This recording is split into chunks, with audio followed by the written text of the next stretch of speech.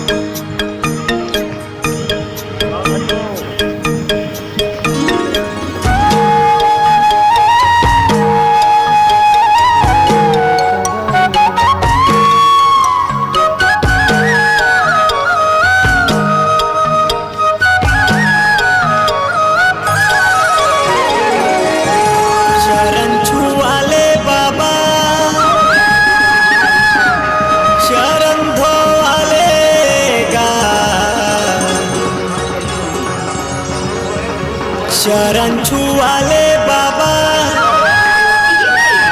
शरण धोवालेगा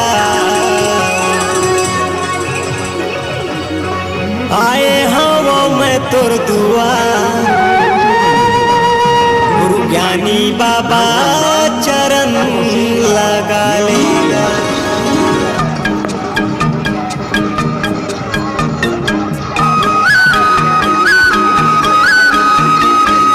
चरण छुआले बाबा चरण धोवालेगा चरण छुआले बाबा चरण धोवालेगा आए हवा मैं तोर दुआर गुरु ज्ञानी बाबा चरण लगा लेगा आए हवा मैं तोर दुआर गुरु ज्ञानी बाबा चरण लगा लेगा चरण छुआले बाबा चरण धोवालेगा चरण छुआले बाबा चरण धोवालेगा आए हवा में तोर दुआर गुरु ज्ञानी बाबा चरण लगा लेगा आए हवा में तोर दुआर गुरु ज्ञानी बाबा चरण लगा लेगा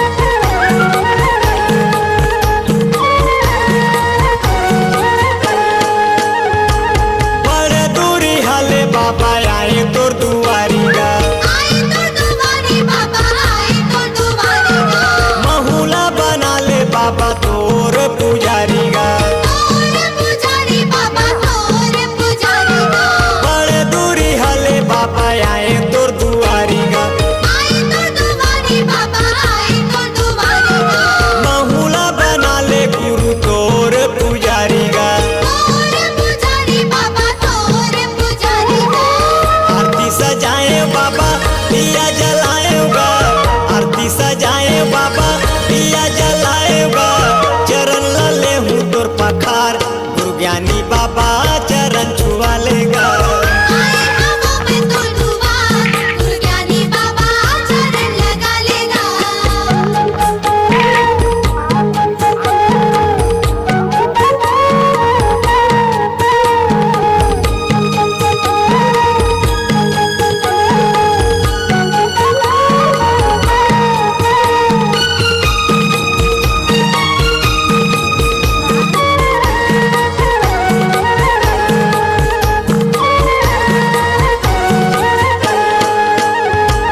सतनाम बानीला मनमा बसाए हो मन में बसाए हो मन में बसाए हो चोख नदिया माया के डुबकी लगाए हो डुबकी लगाए हो डुबकी लगाए हो सतनाम बानीला मनमा बसाए हो मन में बसाए हो मन में बसाए हो चोख नदिया माया के डुबकी लगाए हो डुबकी लगाए हो डुबकी लगाए हो नरियल चढ़ावा बाबा फुलवा चढ़ावाऊंगा नरियल चढ़ावा बाबा फुलवा चढ़ावाऊंगा कहीं मोर जीव के आधार गुरु ज्ञानी बाबा चरण लगा लेगा आए हवा में तोर दुआर गुरु ज्ञानी बाबा चरण लगा लेगा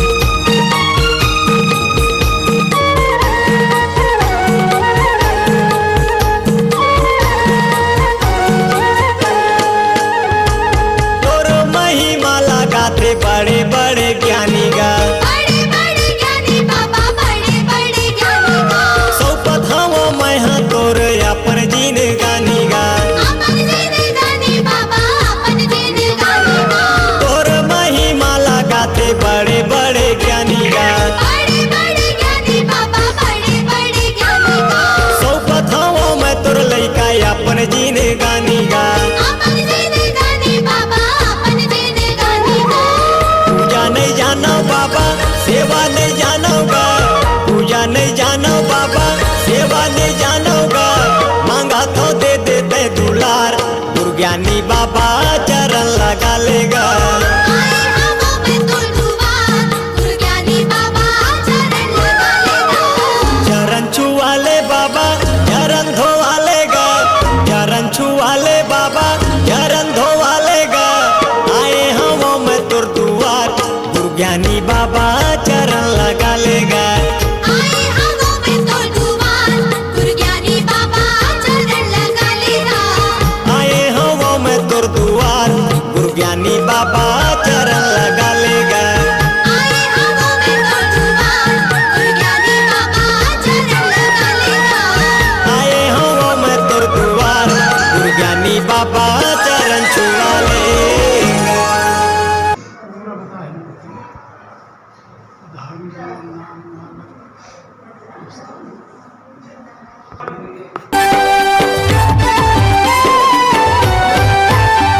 हे चल्ला राजा मोहन, हे चल्ला जोड़ी मोहन, बोला चटुआ पूरी मेला ते घुमा दे। ये रुक न रानी मोर, अभी रुक न वही मोर, छेड़ छेड़ा पुनिया वंदे। भारत में लाऊं ही समय हम जाबो, मन के मना तिला पूरा कर आबो। भारत में लाऊं ही समय हम जाबो, मन के मना तिला पूरा कर आबो। मोर बात लताई मन में बसाई लेबो। चलना चलना रुक न चलना चलना अभी रुक न रानी मोर, अभी रुक न वही मोर, छेड़ छेड़ा पुनिया वंदे। हे चल्ला राजा मोहन, हे चल्ला जोड़ी मोहन, बोला चटुआ पूरी मेला ते घुमा दे।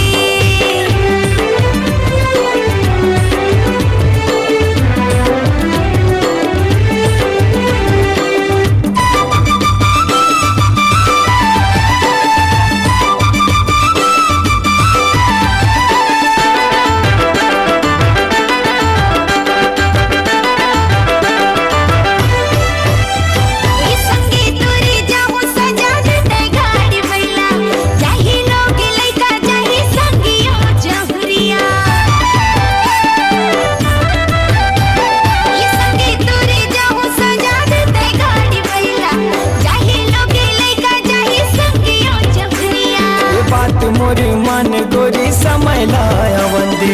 खेती बाड़ी धान सबो काम बिसरा वंदे।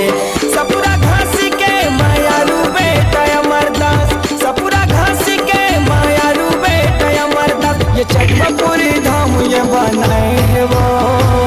चलना चलना रुक न चलना चलना अभी रुक न रानी मोर, अभी रुक न वही मोर, छेड़ छेड़ा पुनिया वंदे। ए चल्ला राजा मोहन, ए चल्ला जोड़ी मोहन, बोला चटुआ पूरी मेला ते घुमा दे।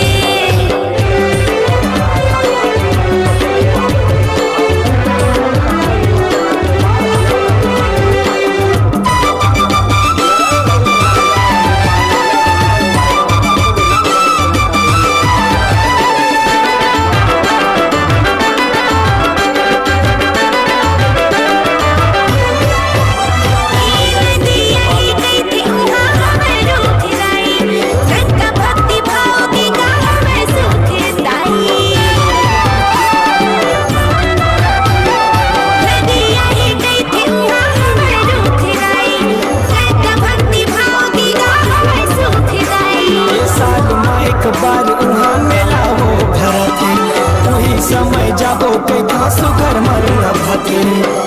सने सने बहिया जीवा करते हैं, बाबा के नाम लेबो दुआ सब करते। ओकर चरण मामा के ना भाई चलना चलना रुक न चलना चलना अरे चल रानी मोर, अरे चल वही मोर, तोला जटवा पूरी मेला मैं घूमूं। ए चल्ला राजा मोहन, ए चल्ला जोड़ी मोहन, बोला चटुआ पूरी मेला ते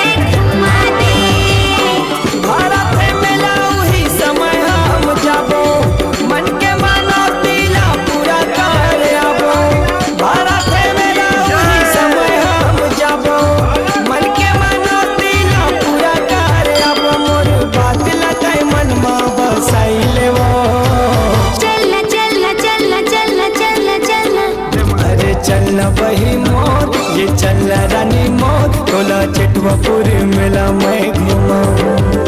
ये चल्ला राजा मोर, ये चल्ला जोड़ी मोर, मोला चटवापुरी मेला ते घुमा दे। टोला चटवापुर मेला मैं घुमाऊं। मोला चटवापुरी मेला ते घुमा दे। टोला चटवापुर मेला मैं घुमाऊं। मोला चटवापुरी मेला ते घुमा दे। का है पूरा पत्थर है का पूरा उखर है इसे थोड़ेगा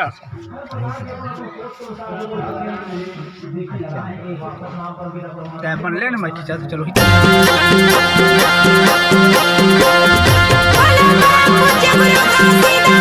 बाबा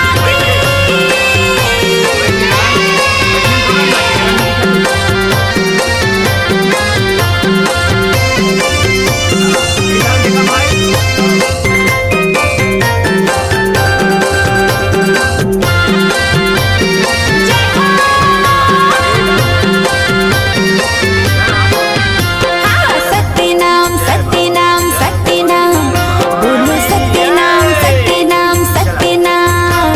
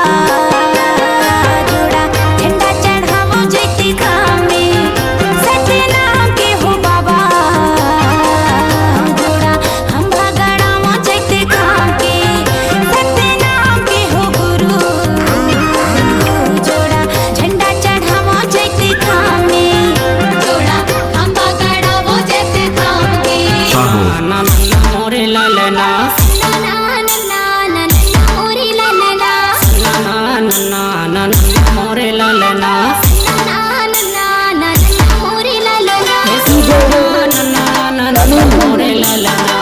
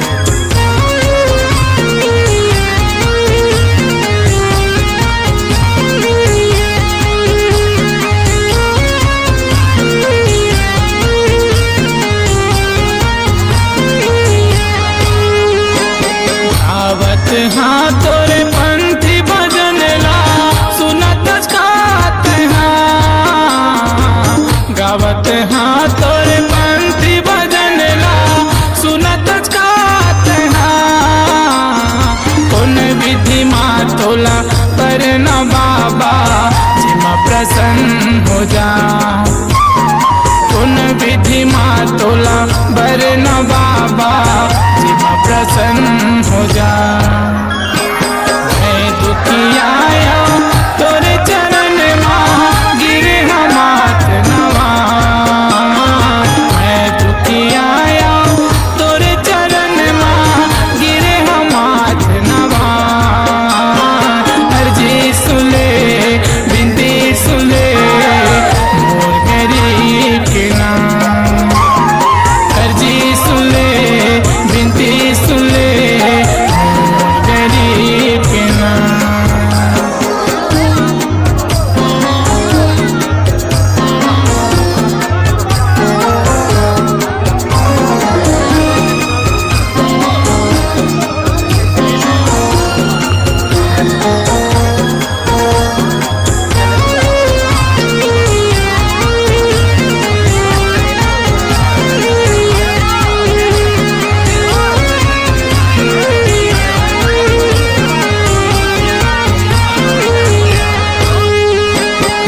सबके तैहा बिगड़ी बनैया बिगड़ी बना दे मोर। सबके तैहा बिगड़ी बनैया बिगड़ी बना दे हो। आठों पहर तोला देखत रहते भजनयन मामू। आठों पहर तोला देखत रहते भजनयन मामू। कहीं हमोरे भाग्य विधाता मोरे नसीब के। कहीं हमोरे भाग्य विधाता मोरे नसीब के।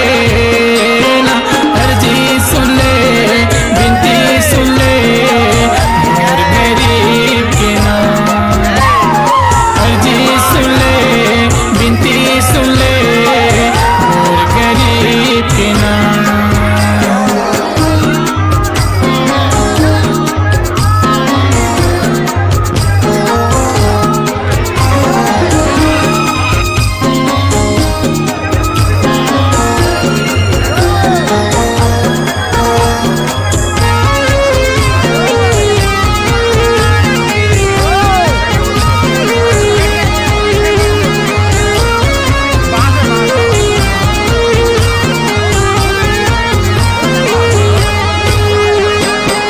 नहीं जाना तोरे भाव भजन ला पूजा नहीं जाना बिल्कुल।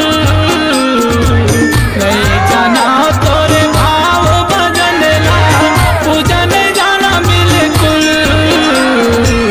माथे मोरे चंदन लगाते मुझे चरण के धूल। माथे मोरे चंदन लगाते मुझे चरण के धूल। गावत हाँ सतनाम भजन ला गाना ला सीख के। गावत हाँ सतनाम भजन ला गाना ला सीख के। ना अर्जी सुन ले बिनती सुन ले मोर गरीब के नाम। अर्जी सुन ले बिनती सुन ले मोर गरीब के नाम। आस लगा के आए हम बाबा आस लगा के आए हम बाबा तोर चरण माँ। अर्जी सुन ले बिनती सुन ले मोर गरीब के नाम। अर्जी सुन ले बिनती सुन ले मोर गरीब के नाम। अर्जी सुन ले दुख हले मोर गरीब के नाम। अर्जी सुन ले बिनती सुन ले मोर गरीब के नाम। लकड़ी के सब सुनो कहानी लकड़ी ही रह जाही जी। माटी के तोर काया एक दिन हर लकड़ी संग जर जाही जी। लकड़ी के नागर बने लकड़ी के जुआरी जी, लकड़ी के रूंधे आरी बारी और लकड़ी के करे मुखारी जी, लकड़ी के डाड़ी बने लकड़ी के किवाड़ी जी, लकड़ी के खूंटा बने और लकड़ी के तुतारी जी, लकड़ी के ढेकी बने लकड़ी के पटनी, लकड़ी के जांता के पौआ लकड़ी के दरमथनी, लकड़ी के कुर्सी टेबल लकड़ी की खटिया, लकड़ी के कड़ेरी बत्ता मुर्का लकड़ी पटिया, रपली बसुला हसिया टंगिया हथियार खलो मां लकड़ी है, हर बरछी भाला यो बंदूक यो जार खलो मां लकड़ी है, लकड़ी के गाड़ा बने लकड़ी के मोटर गाड़ी, लकड़ी के सेती सुपेती मजा मारे संगवारी, माता के गर्भ से जन्म लिए फिर धरती के गोद में आई, फिर लकड़ी के पलना माता झूलना झूले रे भाई, आए जवानी में लकड़ी के नागर धर के चले खे, बासी लेके तोरे नारी आवे तो लकड़ी के छैया में भरे अपन पेट, तीसर पनमा नाती धर के बैठे खटिया कुर्सी मां, झाड़ लागे तो लकड़ी के पिढ़वा में उकरू बैठ के आगी तापे गुरसी मां, चौथे पनमा जांगर सिरागे पाँव हो गे भारी, अरे रेंगे पर अब तो चाहिए लकड़ी के सटकारे संगवारी, मरे के बाद घलो जी तोर बर लकड़ी के बन ही मियाना, अरे मर घटिया माँ तोर शरीर लकड़ी की चीता माँ जर जाना, लकड़ी बिन जीवन अधूरा लकड़ी आथे सबके काम, यही लकड़ी के महत्व देख के मोर गुरु बाबा बनाए लकड़ी के जोड़ा जत खां,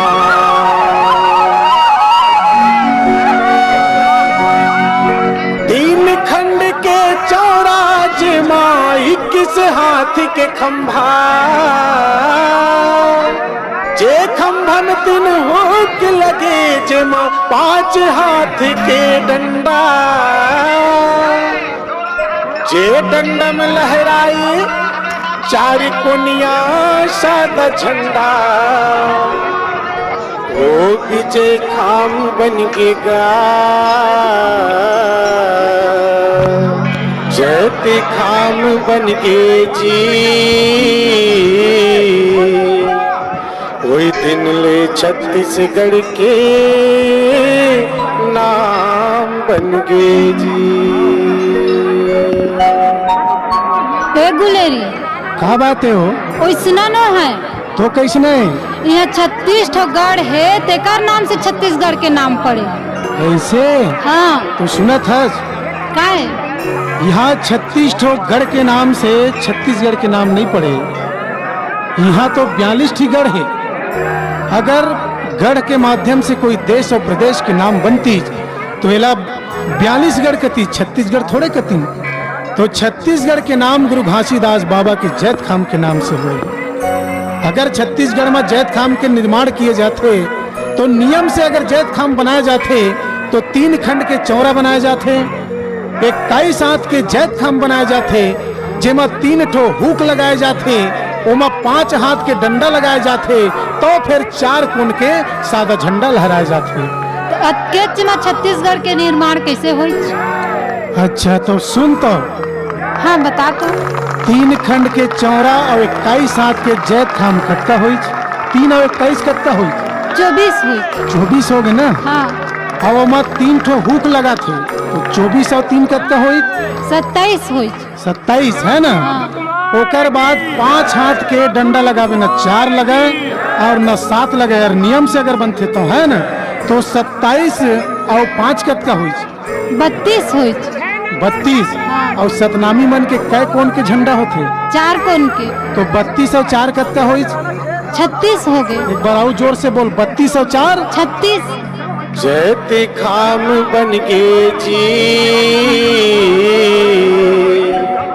वही दिन ले छत्तीसगढ़ के नाम बन गे।